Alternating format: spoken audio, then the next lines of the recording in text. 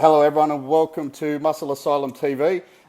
Special episode this one. We are joined by Mick Galley, as per usual, Troy Bremner from International Protein, and Stephen, who is the naturopath or one of the many naturopaths at ATP Science. Hello, everyone. Hello. Say hello, you're all on camera. Just for anyone, well, mostly just for the ladies that are watching this, I'll answer your question now. No, Troy is not single. So just get that thought out of your head. This is... Well, actually, you're thinking that I've definitely got a good head for radio. No, you're looking good, mate. You're looking good for 70, trust me. The platinum blonde. I'm getting there too, don't worry about that. All right, look, this is one of our serious episodes. We're going to talk a lot about the legislation that's been brought forward by the TGA, the Therapeutic Goods Administration here in Australia, which is going to heavily affect the sports supplement industry here. They're talking it to be a $1.6 billion industry, and it's going to affect not just the companies, but you as a consumer, the supplement store owners, anyone out there that has anything to do with supplements in Australia is going to be heavily affected by this legislation. We do have, I wouldn't say two different points of views with Troy and Stephen here, but I think Troy isn't as worried as what some might be in his position. So it's good to probably get a broad idea of exactly what your understanding is with the legislation and give people a bit of a rundown of exactly what's involved and how it's going to impact our industry. So I'm going to leave you guys to do the majority of the talking. Stephen, I'll start with you. Do you want to just give people a brief rundown of the legislation and what the TGA hope to achieve from this? So, Steve, just let them know too, like obviously you used to be on the TGA board as well years ago. Yeah. So you do have quite a good understanding of how they work as well. Yeah, absolutely. You mentioned legislation. This is, if I can hold this up, this is the legislation from the TGA website with their logo up the top there. So the legislation is basically, this is in draft form. So this is what they want to put through in 2020. And if you probably can't see that, but it's got the date 2020 with the secretary in it. So that's the legislation that's for discussion. Now, just to confuse everybody, is they put out another discussion paper that they sent around to industry, which looks a bit like this. So there's two bit documents, and this is called the consultation paper. And this is on consultation sports supplements. So there's two documents. One's the legislation, the law, and one's a discussion paper for industry to peruse. Now, the legislation is obviously the important thing, the law. And basically, the bit that affects us the most, in my opinion, and as I said, I hope I'm really wrong about this, but there's page 4, which is part 2 of the legislation here, and it basically says, and I'll take as one example, protein powder. How's that sound? Basically, I'll have to ask you guys this question. Protein powder, that's used for muscle building, isn't it? Troy, how do you market your protein powders? Yeah, look, obviously it's, used to get a positive nitrogen balance, what we used to call an anabolic environment, but nobody likes the word anymore, in the body.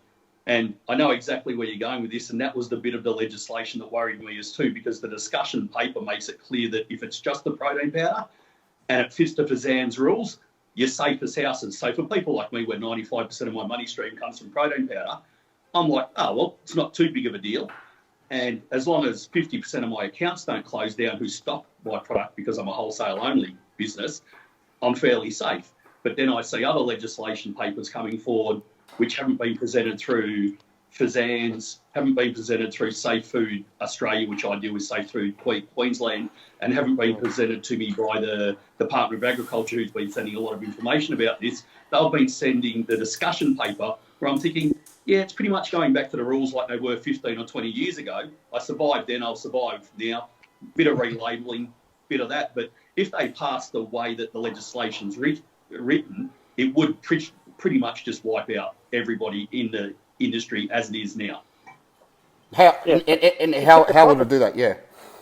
Well, everything that's a protein powder all of a sudden becomes a medication because it helps you grow muscle.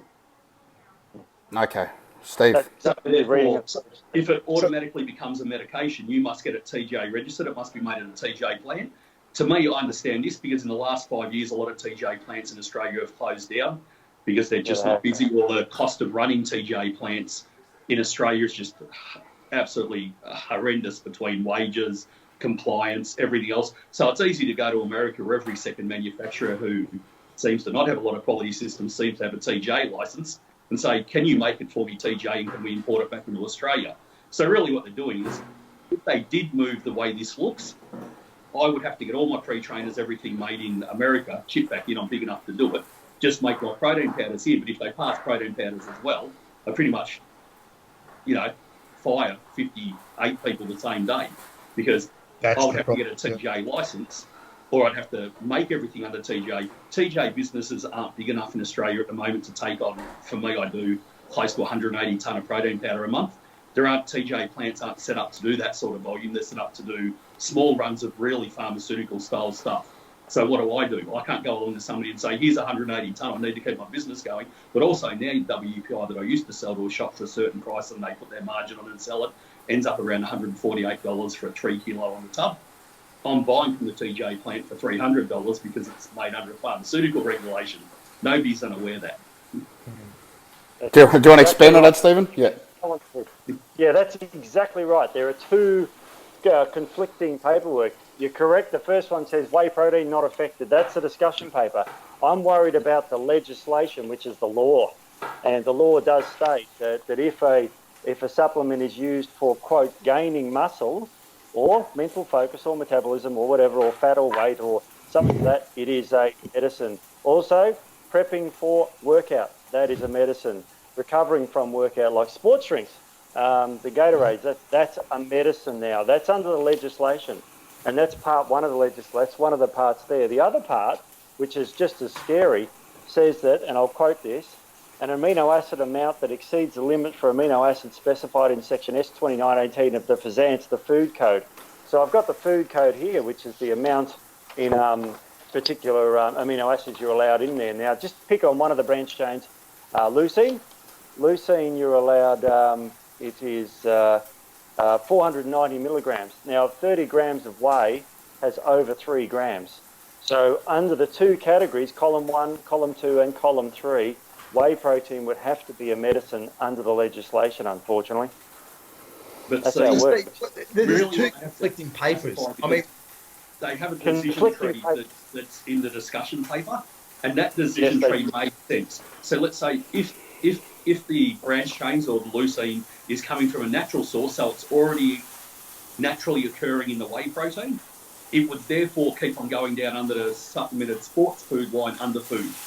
But what the actual legislation that it appears they're trying to push through says, no, if it's in there even naturally occurring, therefore it'll be a medication. Therefore, even soy protein where the potassium's higher, it's naturally over what you're allowed to have in the potassium level. All of a sudden, even soy protein is a plant protein to be banned unless it was a therapeutic good, which I understand what a TJ would want to pass this, because we would have 100,000 companies Australia-wide trying to pay TJ fees the same day and become TJ licensed. Because it's still a smallish organisation, there might be, you might end up with a 12 or 15-year waiting list even for them to come out and audit you to even start the process.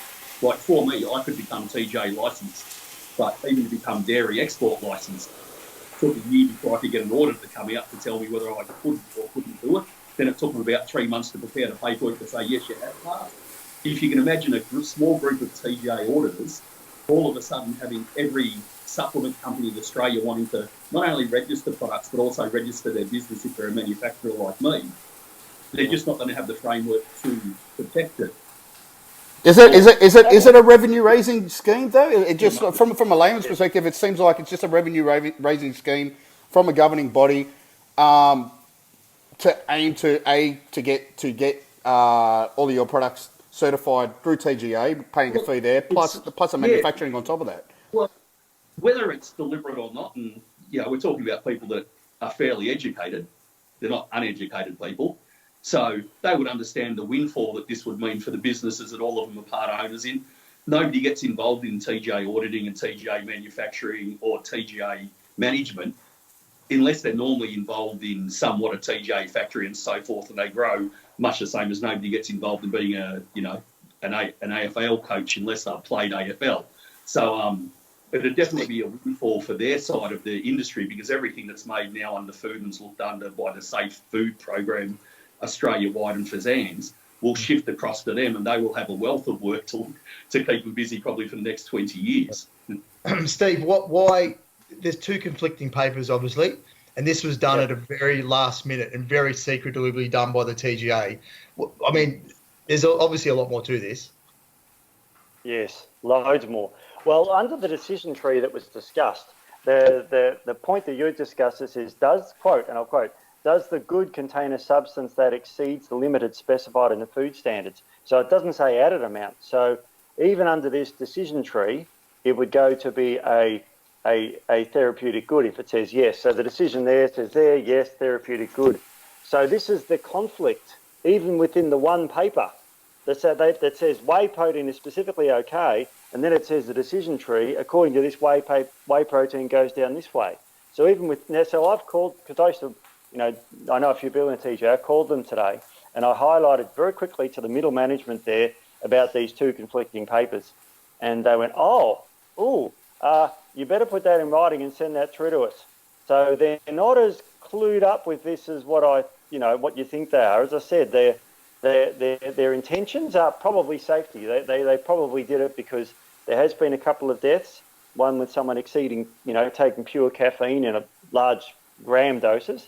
You should only have about 400 milligrams a day of caffeine, or a little bit more if you're brave enough. But he took gram doses, scoops of it. And there was another lady a few years ago, unfortunately, had a urea disorder, which enables urea, which is nitrogen, to build up in the blood too much.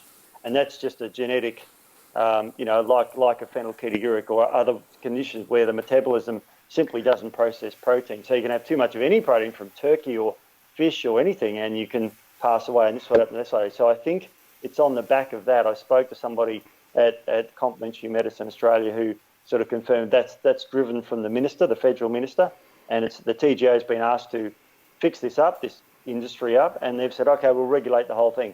So it's a complete overreaction to an unfortunate incident. Let's ignore all the heart disease out there and all the cancers caused by cigarettes and everything like that. Let's just ignore that and just focus on these two deaths. Makes sense. Even if we take that out of it, none of us are allowed to sell pure caffeine now. So changing the law or putting us out of business or wiping sports supplements off the face of Australia doesn't change the fact that we weren't allowed to sell caffeine when this kid died.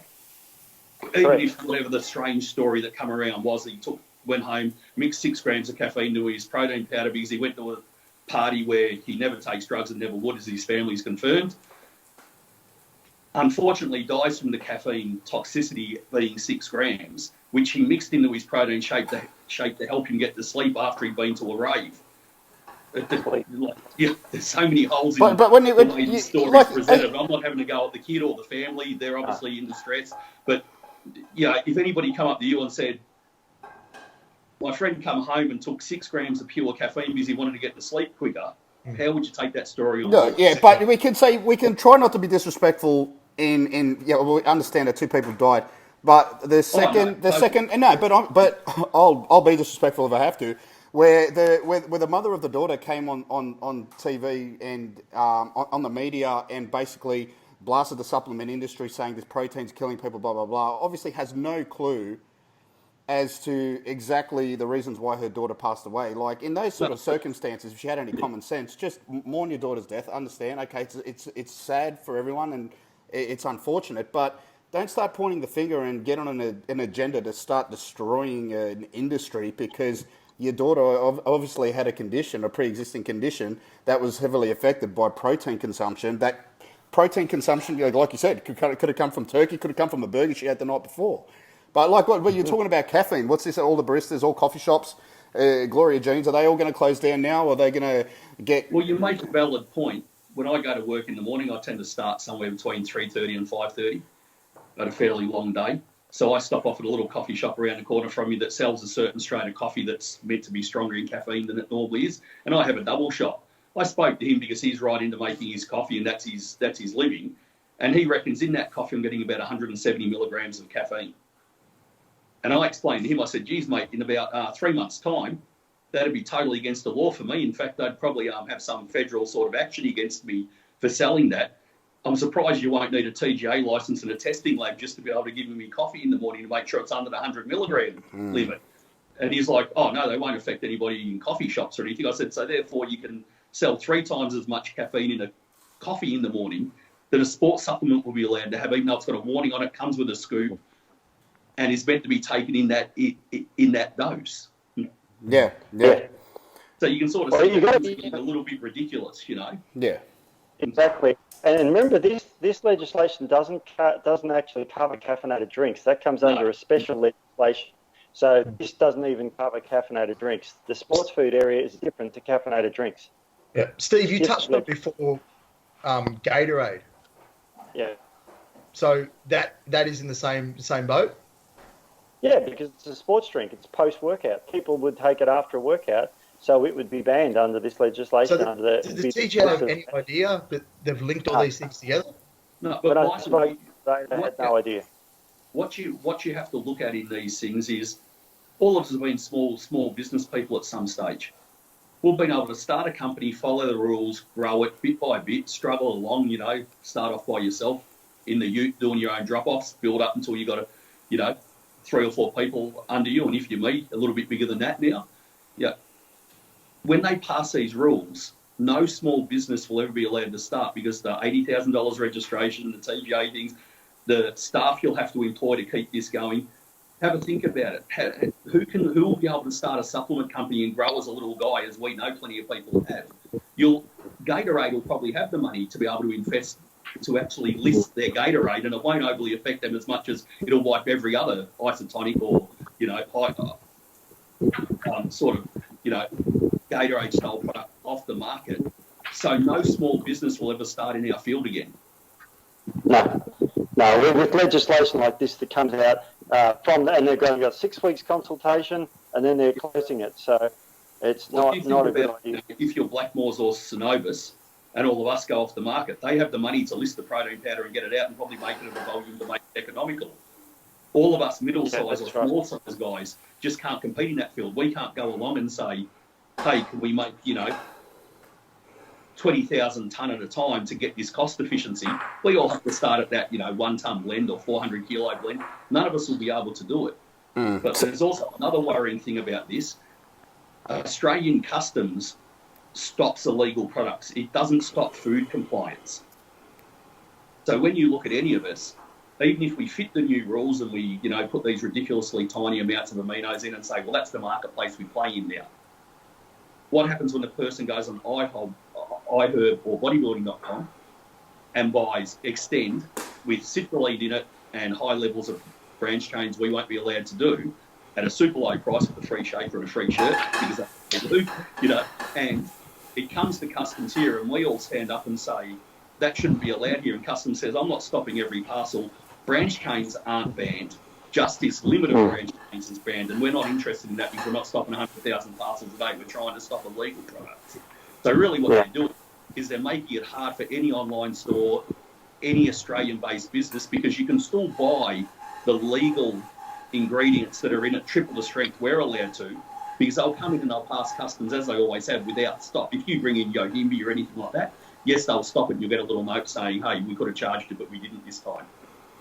But if it's a legal ingredient at triple the strength that Fazan says, they're not interested in food compliance, and they really don't probably have the time in the day to stop 100,000 odd parcels coming in from bodybuilding.com in a day. So what happens to all of our stores? You know, all you guys have worked in stores. Yeah, that's interesting. The gyms that are struggling that need that extra, you know, $600, $700, $800 a shift that they earn off supplements, supporting their gym members, you know, who come in and buy at 9 o'clock at night because shops are closed. All those guys will struggle and go out of business. Steve, I'd love your honest opinion on where you think this will end up on December the 3rd, because we know in the last, even the Sunday, the 3 days, there's a lot of us companies that have got together and we've done as much as we can to get that petition rolling, which we'll talk about towards the end of this episode. But you yourself have had meetings with a few people, a few different councillors as well. We've done some TV interviews with Channel 9.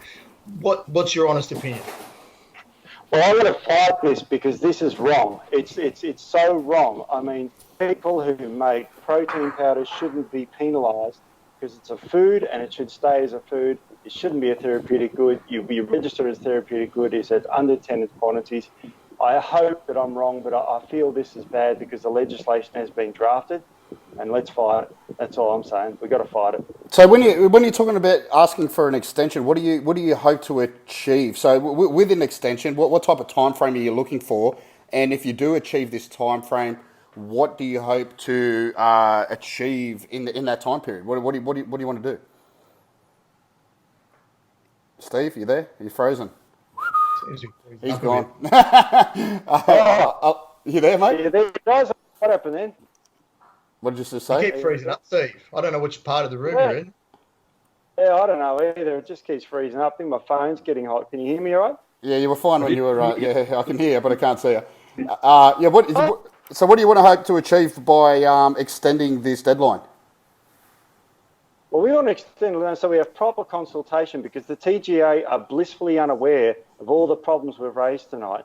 So we need to get with them and actually get in a round table and sit them down and say, you know what, if you do this, it'll happen 10 to 12 years for protein powders.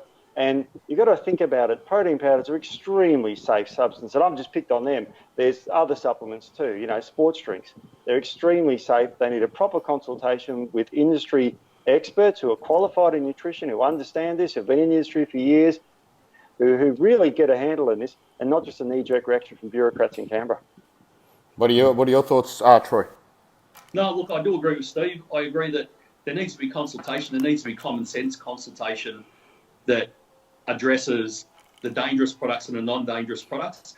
I think anybody with any common sense in the Australian market who makes in the Australian market would love the opportunity for some more regulation and more policing around it. But give people time to sell out products that have been made legally under the current legislation, probably a 2-year period, because you put a 2-year shelf life on them. Some poor distributors have got stuff on the water now that won't land till well after Christmas, that'll probably land a week before they pass new legislation to say you shouldn't sell it anymore. And within that 2-year period, make sensible rules, but it gives us time to adapt, reformulate, relabel.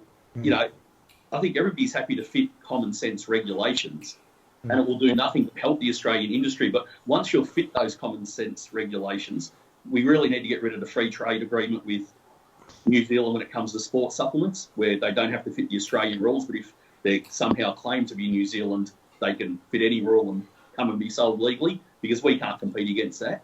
And then they need to police what's coming in for private use, because if people start buying offshore, it still becomes a status quo where shops close down and the industry gets hurt. But if they can protect the industry, make us follow some strict rules and then police it, it's probably good for the industry in the long run. But you can't just say 3 months, let's wipe everything off the shelf, because how do people replace it or keep people employed? And, you know, I'm just one small little segment of the industry, but just in my business, I employ about 60 people and probably connect with another 1,000 or 2,000 people across Australia, whether it comes to packaging, graphic designing. Yeah, that's right. Yeah. I think Troy's nailed it there perfectly, and this is something we brought up at ATP yesterday, where we got the whole. I think we've got maybe over 40 staff now as well, and there's some serious concerns here if this goes through. There will be a lot of job losses or company gone altogether, but it's the offlow as well. We've all been in this industry for a hell of a long time, and I've never seen anything like this. We've all got friends with supplement shops that are on 1, 2, 3 year leases. That has to be paid for. If they're out of business in 3 months' time, they're still paying these leases on the place they've got. Not to mention just the offload, the way people are. Steve and I talked about this not long ago, the mental side of things, of how this is going to affect people that lose absolutely everything. I've been on the phone with people like today, like Simon Rees from ASN and Grant Mayo and that as well. So it really is affecting everyone. I'm hoping what Troy said, that we do get that period where 2 years would be fantastic. We can regulate it, we can make the changes, and we can move ahead. But just wanting to absolutely decimate everyone straight away, it's just ludicrous to think that this thing could happen in our country. Yeah, and what I'm hoping is everybody can get together with a common sense approach to the government and the TGA, and just argue normal stuff that makes sense to the public. You know, people that have been importing products they know are totally illegal for many years and getting away with it, and, you know, drive nice Ferraris around. It's not a great argument to get in front of the media and say, look at my Ferrari, I've been selling illegal products for 12 years. I know they're illegal. I don't care about any regulation. I've made a fortune from it and don't stop me because it's not fair. That's just a losing argument to say, okay, some people might have got out of control and industry can do with some regulation, but let's make it fair regulation and stuff that doesn't close people down. You mentioned Nutrition Warehouse and ASN. Amongst those groups, you have more than 500 employees. Yeah. You know, I suppose it's disappointing when you see posts on social media with who cares about the supplement industry, this is a joke, who cares, let them all get wiped out. You go, and yet you'll see a factory get closed down in Toowoomba with 28 employees, and there'll be an outcry and a protest about it. You go, you're talking about just two businesses there where 500 people will be put out of work. Yeah, and you're talking about those people that do sit on the other side of the fence in this argument where they're trying to push for a lot more regulation with supplementation because apparently of all the shit that's on the shelves, you know what I mean? So they're looking for a clean out. You're talking about, we could do with a little bit more regulation, but with that common sense attached at the same time. And I think that's where both sides of the argument kind of come into effect. Yeah, there might be products out there that aren't supposed to be on the shelves and probably give people the wrong impression of exactly what they're going to achieve by taking that particular supplement. But, yeah, all right, if the new rules and regulations do put those, highlight those supplements and take them off the shelves, then yeah, all right. But we're talking 70,000 different lines of supplements that are in effect. Even apple cider vinegar. Well, I don't even know what happened to apple cider vinegar. How did that get on the list? Well, everyone thinks this is just the sports supplement side of things. Steve, who else is in effect? It affects fish oils. It affects really everything. And it's not the discussion paper, which made a little bit of sense. And we're like, yeah, that might actually be a helpful thing as long as it's implemented properly. And with time. But when it comes to the legislation paper that TGA's got up on its website, if they followed that to the letter of the way it's written, it hasn't just been written quickly and without a lot of explanation, there's not enough explanation around key points that doesn't make you think if they could get that passed at their whim, they could say, okay, all protein powders are now banned. What are your thoughts on that, Steve? Are now banned, even though, without the vitamins, without the fibre, they're really just a meal replacement. There's some carbs and some fat and some protein, they'll be banned. So because people take them obviously to help gain mass. If it becomes... And just that statement that it helps gain muscle or mass means it's a therapeutic good. They want to think that if it does anything in the body, it's a therapeutic good. Now, foods... My vegetables I have for dinner does something in my body positive. It feeds my microbiome, blah, blah, blah. So, and I had turkey for dinner. That's going to improve my mass. So they think that, and I'm using the word think loosely because when I spoke to them today, they were unaware of these contrasts in there. Remember, these two documents I got off the exact same webpage on the TJ website. One's the legislation, one's the discussion piece. They contrast each other. So this worries me. They were unaware of that. I made them aware of it. They said, well, please put this in writing, escalate it. And they're also acting a little bit, I feel, they're rushing things when it comes to the wider community understanding, the wider community of supplement users, makers and sellers understanding, because really to give them 3 months, if you were closing a massive job site down or a government job site, there'd be consultation, there'd be counsellors in there, there'd be, how do we pay your finance on your house off? How do you get retrained for other jobs? Come out and say, we're not going to extend the consultation period when everybody's like, geez, we found out about this 2 weeks ago. And it was really just I deal directly with the guys at the Department of Agriculture, Safe Food Queensland, and it was really just 9 days ago that they started saying, hey, I'll send this through to you because this seems some concern to your industry and probably to them coming and auditing me and keeping their job, when they lose all of this business. And then all of a sudden it's like, you've got 2.5 weeks to put your submission in. The submission you're allowed to put in is, I think, 250 words. You go, it's sort of hard to explain very complex issues and how they can impact your business. By the time you've already talked about the job losses, you go, I'm already 50 words over, start cutting it back, without talking about... I did point form. Here's the funny thing. Here's the funny thing. The reason why you didn't hear about it, the food industry didn't hear about it, because the TGA released the document. Yeah. Now, we have some TGA products, so we happen to hear about it. But food manufacturers didn't hear about it because the TGA actually released the paper. And that's why, remember, this closes in 2 weeks. It was only started, the consultation, in late October. And so 3-week consultation, is ridiculous for such a 1.6 or $1.1 billion industry, 70,000 products, hundreds and thousands of job losses. And worse still, it's going to make the safety worse because, as you correctly pointed out, if I can't get my pre-workout or whatever from here, I'm going to get it from online, which could be China, India, or America, anywhere. And how do they manufacture their stuff? Doesn't matter. I'm just going to import it for myself. And I suppose if we could touch on a point, a lot of the media around this and a lot of the press is some study that was done in Europe where supposedly I think 60% of sports supplements contain steroids. I find this hard to believe. And then, 1 in 5 supplements in Australia were over the limit for something, and, that could be cleaned up. That's probably not too much of a problem. If we believe 1.3 grams of glutamine's going to kill somebody, and if you got 2 grams of glutamine in your serve of whatever your protein is, you're probably not going to, I don't think any of us are going to worry about croaking, from it. But this whole, well, we have to clean it up because everybody's selling steroids. I go, well, there's a few issues that I've got with this because let's assume we're all somewhat intelligent enough to understand where I'm going to go with this.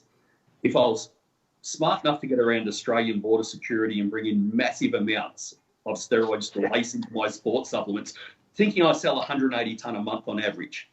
So, I'm bringing in 40-foot containers of steroids here, which I could sell off at a very high margin and a very high price as steroids, but instead I'm illegally putting them in my sports supplements and selling them off for nearly no margin. Most margins I sell for around 12 to 18% if I'm lucky, to sports supplement shops for them to sell off a little margin because they want to undercut the guy up the road, when I could just sell it on the black market for 100,000 times more than that a day, is just ludicrous. To think that Australian customs would let that happen, come through, and then if I could get that through, I would put into a sports supplement to sell for no profit. In fact, the steroids I'd be putting into the sports supplements would be worth more in value than I'm selling the sports supplements for. How does this make any sense?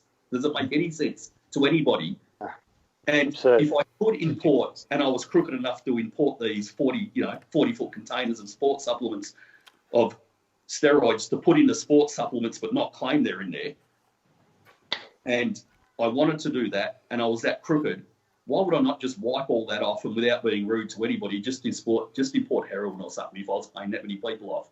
Something where I'm making $1 billion off the 40-foot container, not almost a break even off a 40-foot container You're starting to worry me, Troy. You've thought way too hard about this. Because when I see this in the media and I see the TJ putting out things like in 1996, we did a study in Europe, or there's a study in Europe where 60% of all sports supplements sold had steroidal agents in them. Therefore, let's say 60%. The inference is a lot of the sports supplements in Australia on the shelf in a normal store are laced with laced with gear. It makes no sense because it's economic suicide to lace it with something that's worth more than you're selling it for. Yeah, that's right. But also, if you're that smart, why would you not just sell it as bloody gear? Yeah. It's like this poor Olympic athlete up here who's failed on SARMs. Surprisingly, 2 weeks after they changed the testing protocol for that particular strain of SARMs and never told anybody, and says that I'm checking my sports supplements to see where that comes from. Yeah, it reminds me a lot of the whole SARMs saga when they banned SARMs before they even really figured out what SARMs was.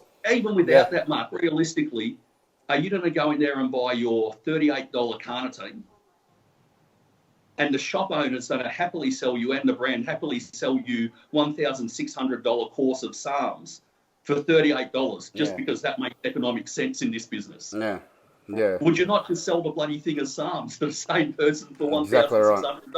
If you follow my thinking on this. Yeah. So all this TGA propaganda that's put forward that actually has got some grounding with the general public, where they say, oh, that's no good. These guys are putting SARMs in stuff. They're putting gear in stuff. It doesn't make economic sense. It also makes embarrassment out of Border Security Australia to think that every one of us can just import this stuff and would never get caught. Yeah, but common sense isn't common. And when you talk about propaganda in the media, it's the general mainstream population that are just going to hop straight on the bandwagon and say, oh, it's a good thing. But they're the type of people that go down to Woolies and buy a packet of cigarettes and then hop in the drive-thru at Macca's on the way home. They're exactly those type of people at the same time with no regard to their health, physical health at all. So, And they're probably munching on a whole bunch of antidepressants that are just getting handed to them by a doctor. That's just the personal gripe that I have, because I suppose it insults the intelligence and business smarts that I think I have. Where I could sell something for 1,000% more margin, I'd be bloody well doing it. I wouldn't be selling it at a loss. Yeah. That makes no sense. Exactly. But also, I go to my local gym. I'm lucky enough to train at a country club. I don't train in a normal gym like you guys. I go there, get a little massage first, go to the steam room, have the old lady come and me, So, and all the old guys come up and say, "Hey, Troy, that stuff you're selling, does that make me big and stuff because it's got gear in it?" Because I read that in the paper. I'm like, "No, mate." I'm like, and if it did, I wouldn't be telling you. But even they can see the common sense of, why would I sell you something for less than it cost me to buy? So you can blame me for that, Troy, because when I used to own Mass Nutrition and they asked me that question, I used to say, yeah, it's got heaps of shit in it. This is buy it. In fact, the way I explain it, I go, look, mostly what I sell is protein powder. That's our main bulk of our business, as you know. And mainly what I export is protein powder. I go, there's nothing special in the protein powder apart from, it's lower in fat and it's higher in protein. You can do the same thing with chicken breast. I said, but how many people who work cook 4 chicken meals a day and take it to work and then heat it up in microwave? Now, most people are busy, whether they're truck drivers, they're personal trainers or anything. So you can take a shake there, a piece of fruit and have a healthy meal. And it's really just increasing the protein that you have, or if you're dieting for a show or anything like that, obviously, you want to reduce your calories but keep your protein high. And that's really where we're sitting with 90% of sports supplements that are sold. Just, it's an easier way of getting the nutrients you want in a more efficient way to carry them around. All this hysteria that's going around about the Australian supplement industry that sells everybody drugs makes no sense. And the thing that annoys me the most, the thing that annoys me the most is if these governing bodies really did care this much about the health of the general population out there, they wouldn't be attacking this industry. There are so many other industries that they should be focusing on where they're going to, And Steve would probably agree with me here. You're talking about a group of people at the TGA who I understand want to increase their power, and they might be doing it for the right reasons, whether we think they're mistaken or not. But you're talking about a group of people who say, I can walk into a supermarket and buy 20 Panadol, nobody looks at me. But if I want to buy 60 Panadol, I need to get a script from a doctor and show my license and show ID. And you go, but I can buy 3 packets at once at the supermarket. They go, no, but it's safe because it's in a packet of 20. I'm like, what are you talking about? All right, let's use that as an example. 3 packets at once, there's no limit. Let's use that as an example. If I took 10 times the recommended dosage of a protein powder right now, what would physically happen to me? You'd probably just get some diarrhea and an upset stomach. If I really it's going to pass through you, like there's really nothing in it. And if I took 10 times the recommended dosage of Panadol at one time, what could possibly happen? Well, Steve could probably answer that. Liver failure it's one of the most common causes of liver failure. If you took 20, which is 10 grams of paracetamol, now remember your dose of paracetamol should never exceed more than 4 grams a day, and that's over the whole day. You will get liver toxicity, and it's quite a common cause of liver toxicity. It's quite dangerous stuff. Yeah, and you're talking about even the same thing. Let's say, I'm getting to the age now, I get some sore joints now and then, and I'll take some Voltaren. I go and buy the tablets, and I'll take 2 a day for 3 days and stop. Won't have them for another six months. If I buy the small pack, they just sell them to me. If I want to get a pack of 40, I have to show my ID. And if I want to get a bigger pack again, I have to go to the doctor and get a script. But if I say, I'm going overseas, can I grab 3 packs now? Because sometimes my back plays up on the plane and I just want to take some on the plane as well as have some location. Yeah, and just sell them to me. And the TGA is fine with that, even though they've passed the regulations. This is why I sort of agree with Steve somewhat. You have to be a little bit careful because a lot of these laws that are passed made perfect sense when they sat around the coffee table and said, hey, we should do this to protect people. But in reality, they don't protect people, and they, in somewhat, seem silly. Yeah. Yeah. You're buying from overseas, which could have anything in it, because Australian manufacturing is the best. And, if you say, I can't get my X pre-workout powder here, we'll just pick on them, then I'll just go online to one of the online stores and get them from there. And goodness knows what it's good. Could come from Turkey or Tehran. Could come anywhere in the world because it's the World Wide Web. So they're losing jobs here and creating more danger. And I sell in roughly about 16 countries now, but very, very strong in India, strong in Hong Kong, Singapore. I can tell you now, if they go online and buy something from India, there will be a good chance that that's not a legitimate product made from that company. So you haven't even got those quality quarantines if people start to prioritise buying overseas. Once they start buying on, any form of forum overseas, you don't even know whether it's an optimum product or it's not an optimum product, if it's an international protein product or not. I'm sort of lucky I'm still small enough that not too many people want to counterfeit me. Once again, there's no economic reality in counterfeiting somebody that you're going to sell 1,000 tubs a year from when you can, I suppose, counterfeit Optimum or Muscle and sell that every hour. Especially in India. 100%, yeah. So, Hey, that's also the other thing. When people stop buying from within Australia, you don't know what you're getting. Yeah. What were you going to say, Gully? Well, just quickly, let's touch on this as well, because I keep getting asked in the last few days of this is blowing up on the internet massively in social media. What can we do to help? So we've joined a campaign. There's obviously a lot of other people in it involved as well, called Save Aussie Supplements. So if people want to help, you can go to saveaussiesupplements.com.au. You can register online there and sign the petition. So we're trying to get as many people to sign this petition as possible, get people to notice or to hear us. If you can hashtag on your social media, Save Aussie Supplements as a hashtag. I know the media are looking at that. They're trying to see how many are being built. This affects everyone, from the guys that are on the show now, like your store owners, your manufacturers, your sponsored athletes. Like some of the sponsored athletes that I can't believe I've spoken to that aren't getting through their head saying this won't affect me. It will, because you're not going to have any supplements to be up and sponsored by. It just doesn't make sense. The social media influencers. It would be crazy to think if a company loses 70% of its money stream, that it's going to keep sponsored athletes on. If you have two products left in your range to sell, and you have a tenth of the stores that you used to have to sell them in, you probably don't need a sponsored athlete. No. And this is what blew my mind. I mean, our Facebook page that we have, Gretch, Aussie Muscle Asylum, there's so much stuff going up on there that people can check and have a look at. We're keeping up to date with everything. But yeah, that's the best way people can help. So anyone that's listening to this, and we're going to share this everywhere. I mean, I know we'll tag everyone in once this is done tomorrow and get people to share it. But we can, I think, we can make a difference. We can keep pushing. We can get this petition signed. We can get people to hear us.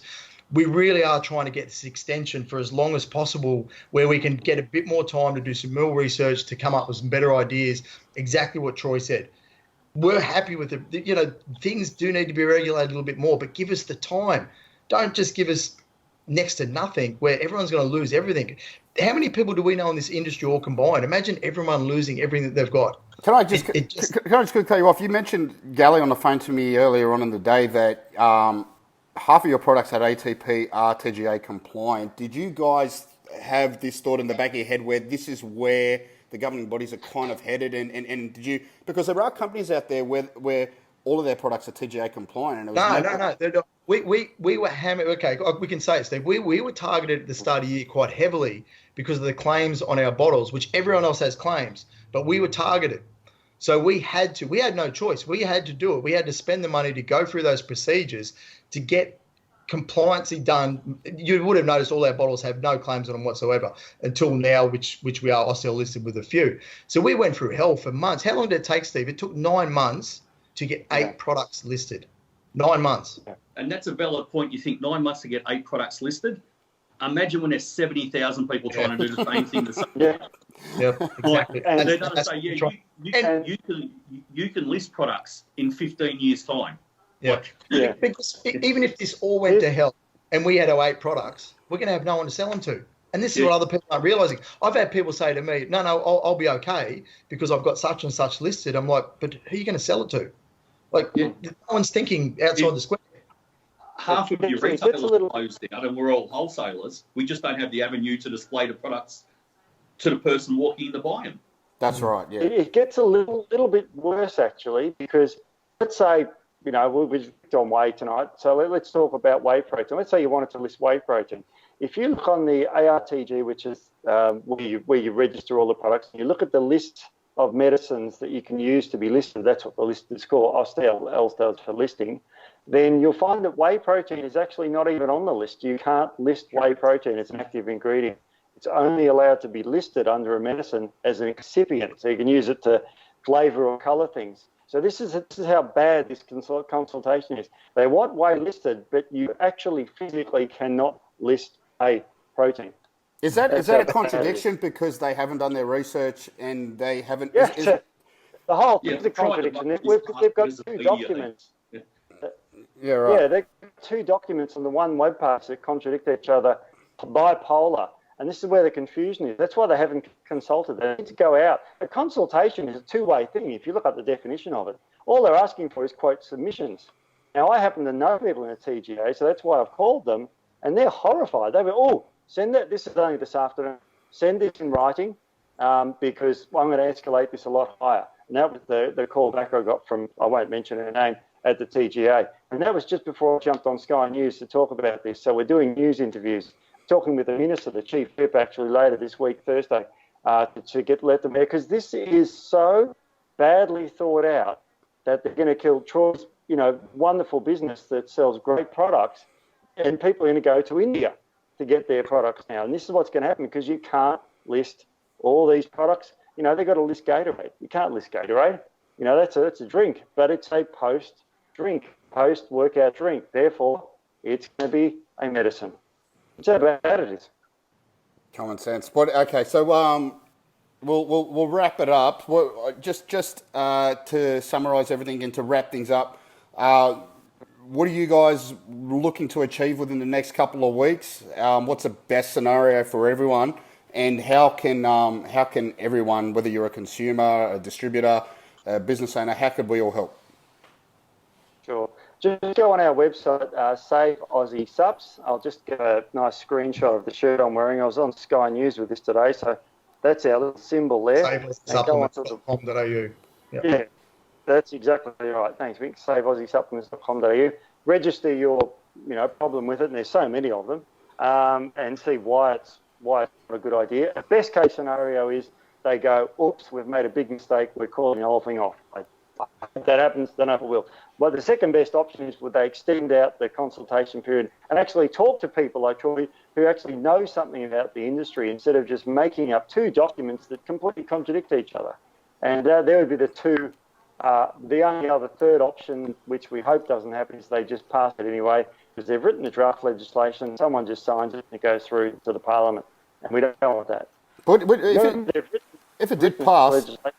If it did pass, what do you do? Say for instance, the day after. Yeah, the day after, yeah. Oh, on the legislation it says this comes into effect the day after it's signed. So once the consultation period closes in 2 weeks, say the 3rd, let's say they look at that till Christmas or all the submissions, and they go, oh, blow that, we'll ignore everyone's submission. Then we're going to sign it when Parliament is returned in February. They sign it. It actually comes into effect the day after they sign it, and that's what it says on the front page of the legislation. Let's be realistic, though, Troy. You're not going to just close down your doors. Like, what would you do? Are you going to wait for someone to kick down the doors and say, listen, what are you doing? Well, realistically, we would probably have to if they passed it and enforced it on the one day. Historically in Australia, that hasn't happened. They've always given a grace period, whether it comes to any form of labelling change or anything, normally of about the shelf life or the packaging life of what you have been using at the moment. So if there's radical changes, that's why I'm saying about that 2-year period, because that's the shelf life, for stuff that we have just made. Look, those things are scary, and that's why I don't believe in the way they'll put it forward now. They would get it passed because, obviously Gatorade and everybody else would do a High Court challenge and things have become awfully messy for the Australian government. Also, what we have got here is a voice. All of us know each other in the supplement industry. We're all polite to each other. Actually, at the moment, it's a really nice industry to be involved in.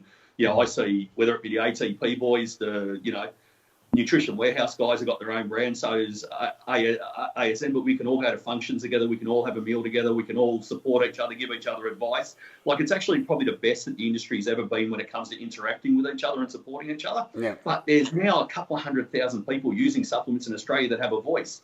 And as we see with North Queensland and a swing against voters there who didn't like what was going to happen, people who use supplements and maybe are happy to see a change but don't want to see things get ridiculous have a voting voice. And if we let the government know that, put the brakes on a little bit. Let's have a decent discussion about it, and let's do something that's fair for every party and safe.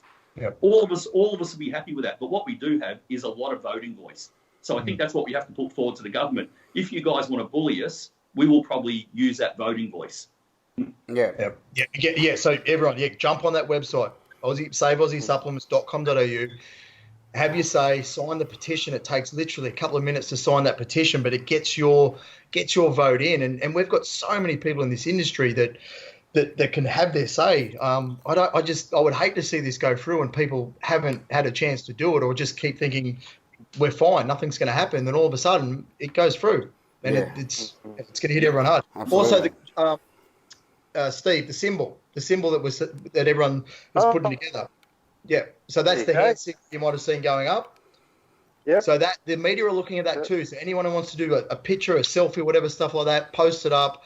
I know we did a massive group one today at ATP. I know Nutrition Warehouse have done one. I know Troy's going to do one soon. Everyone's going to do something together. And as Troy pointed out, we're in a good spot in this industry in Australia. I would hate to see this go the way that it possibly could. We don't know, but I don't know. Things have been gathering, especially the last 2 days, what we've seen as well. Things are really getting momentum. More and more people are actually believing, okay, this is serious, and they're having their say.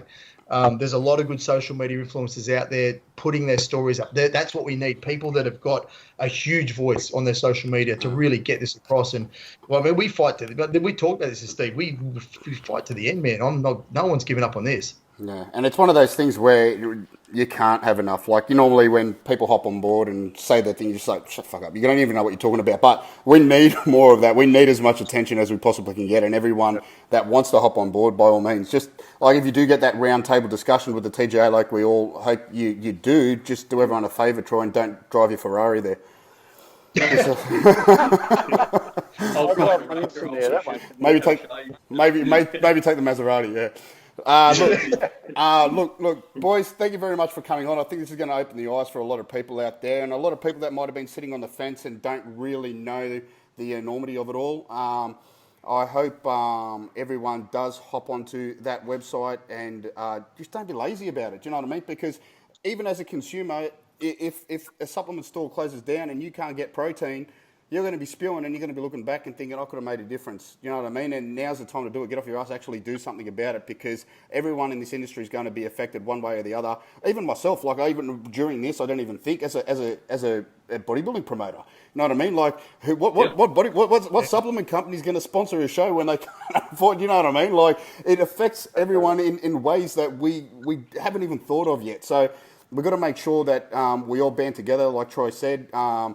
And do what we can as a group, because this is something that's really going to rock the industry, and if it goes ahead, and we do have a voice. So even this video, please share this video as many times as you can, because I think this is going to give people a deeper insight into exactly what is going on and how it's going to affect everyone. I don't know of anyone having a discussion like we've had today, and going into the legislation in detail and how much it can actually affect. What you see on the media is a 30-second little interview, and that's it, and they move on to the next story.